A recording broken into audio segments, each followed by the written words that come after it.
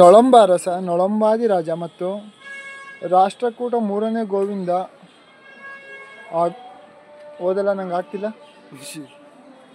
ನೊಳಂಬ ಅರಸ, ನೊಳಂಬಾದಿ ರಾಜ ಮತ್ತು ರಾಷ್ಟ್ರಕೂಟ ಮೂರನೆಯ ಗೋವಿಂದನ ಕ್ರಿಸ್ತಶಕ 806 ಶಾಸನಗಳು ಹಾಗೂ ಬಾಣ ಅರಸನಾದ ಜಯತೇಜ ಮತ್ತು ದತ್ತಿಯ ಕ್ರಿಸ್ತಶಕ 810 ತಾಮ್ರ ಪಟಗಳು ನಂದಿಯಲ್ಲಿ ಶಿವಾಲಯದ ನಿರ್ಮಾಣ ಮತ್ತು ಈ ದೇವಾಲಯಕ್ಕೆ ನೀಡಿದ ದಾನದತ್ತಿಗಳ ವಿವರಗಳನ್ನು ದಾಖಲಿಸಿವೆ.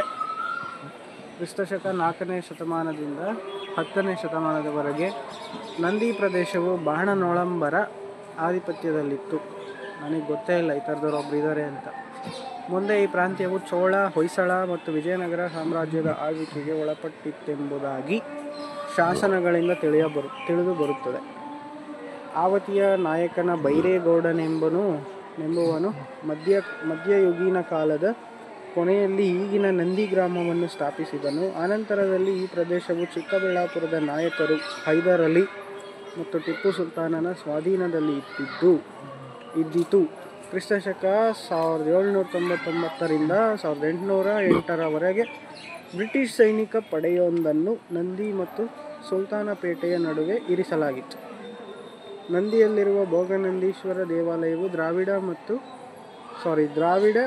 ವಾಸ್ತುಶೈಲಿಯ ಅತಿ ಮುಖ್ಯ ದೇವಾಲಯಗಳಲ್ಲಿ ಒಂದಾಗಿದೆ.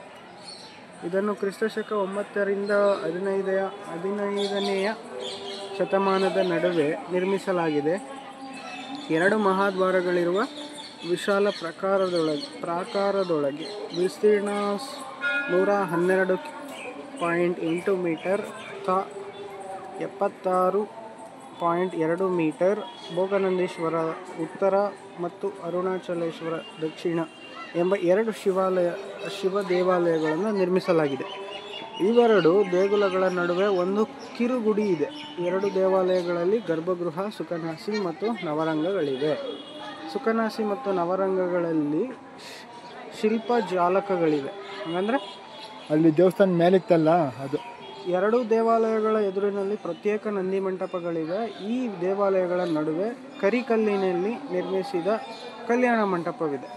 ಲತಾಕುಂಜ, ಹಕ್ಕಿ ಪಕ್ಷಿಗಳು, ನಾಜೂಕಾದ ಕೆತ್ತನೆಗಳಿಂದ ಅತಿಶಯವಾಗಿ ಅಲಂಕರಣಗೊಂಡಿರುವ ಈ ಸುಂದರ ಮಂಟಪವು ಕಲೆಗಾರಿಕೆಯಲ್ಲಿ ಹೊಯ್ಸಳ ದೇವಾಲಯಗಳನ್ನು ಮೀರಿಸುವಂತಿದೆ.